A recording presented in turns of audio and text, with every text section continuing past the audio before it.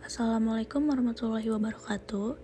Hello everyone, my name is Della Brigana. My student ID number is 1940100014. I will explain about chapter 12, business presentations. 12.1 Creating effective business presentations. It's called glossophobia by experts and means part of public speaking. Many of you suffer bouts of intense anxiety at the thought of having to speak or present in front of an audience. The good news is that you can conquer that fear of public speaking and hone your skills with instruction and practice. Good speakers are made, not born. 12.1a Speaking skills and your career. When you are in the job market, remember that speaking skills rank high on recruiters' wish list.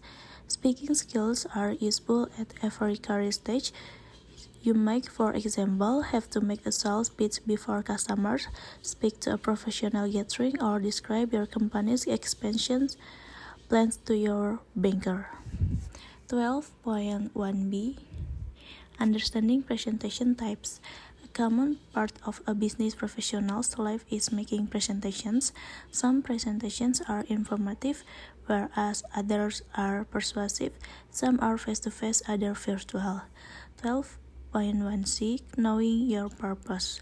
Regardless of the type of presentation, you must prepare carefully to ensure that it's effective. The most important part of your preparations is deciding what you want to accomplish. 12.1d Knowing your audience. Audience might fall into 4 categories. By anticipating your audience, you have a better idea of how to organize your presentation. A friendly audience, for example, will respond to humor and personal experience.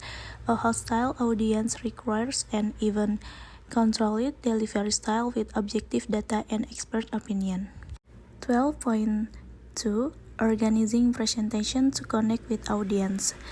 12.2a Getting off to a good start in the introduction.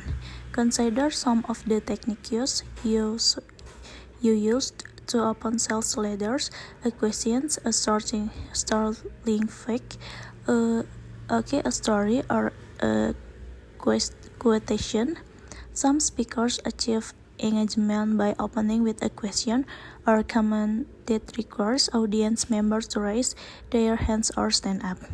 12.2b Organizing the body of the presentation. Develop each main point with adequate but not excessive explanation and details. Too many details can obscure the main message, so keep your presentation simple and logical. Remember, listeners have no page to refer to so they become confused. 12.2c Summarizing in the conclusion. A conclusion is like a punchline and must stand out. Think of it as the high point of your presentation, a valuable kernel of information to take away. The valuable kernel of information or takeaway should tie in with the opening or present a forward-looking idea. 12.2d Establishing audience rapport. From observation of successful and unsuccessful speakers, we have learned that the good ones use a number of verbal and non-verbal techniques to connect with their audience. Their helpful techniques include providing effective imagery, supplying verbal signals, and using body language strategically. The first, effective imagery; second, verbal signals; and the last, non-verbal message. 12.3 Understanding contemporary visual aids. Good visual aids serve many purposes. They emphasize and clarify main points, thus improving comprehension and retention. They increase audience interest, and they make the presenter appear more professional, better prepared, and more persuasive. 12.3a Types of visual aids. One of the most popular visuals for business presentation are multimedia slides and handout. Zoom presentations, an alternative to multimedia slides, are growing in popularity. The first, multimedia slides; second, handout; and the last, Zoom presentations. 12.3b Moving beyond PowerPoint's bullets, slideshows created using PowerPoint in particular are a staple of business presentations. However, overuse or misuse might be the downside of the ever-present PowerPoint slideshow. 12.4 Preparing engaging multimedia presentations. Of course, gaining expertise with a software program requires an investment of time and effort. You could take a course or you could teach yourself through an online tutorial. 12.4a Analyzing the situation and purpose. If you are emailing the presentation or posting it online as a self-contained file or slide deck, it should feature more text than one that you will deliver orally. If, on the other hand, you are creating slides for a live presentation, you will likely rely more on image than on text. 12.4b Adjusting slide design to your audience. Think about how you can design your presentation to get the most positive response from your audience. The first, the meaning of color. Second, the power of image. And the last, the impact of social effects. 12.4c Building your business presentation. After considering design principles and their effects, you are ready to start putting together your presentation. The first, organizing your presentation. Second, composing your presentation.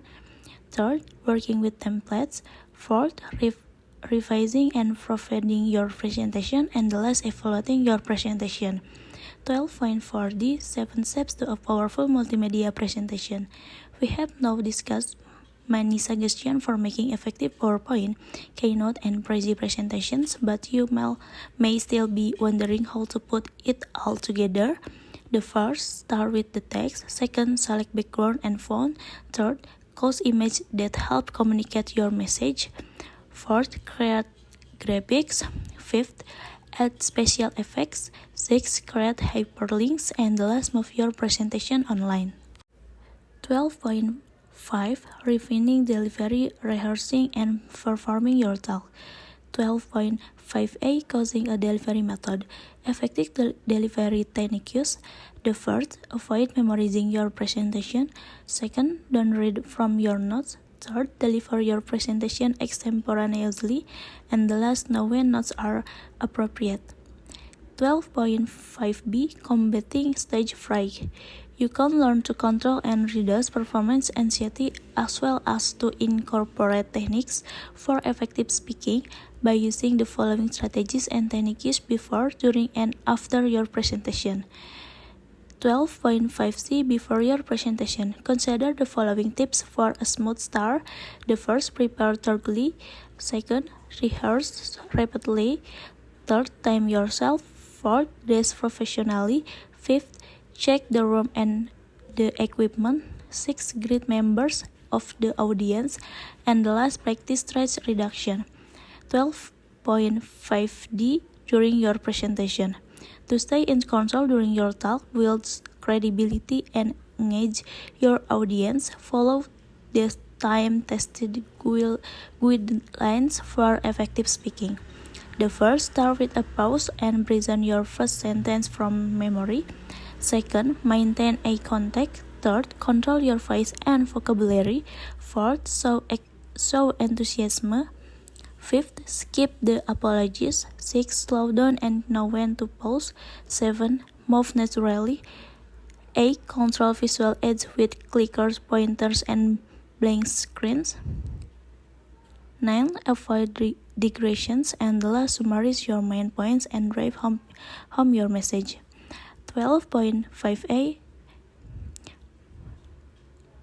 11.5e After your presentation.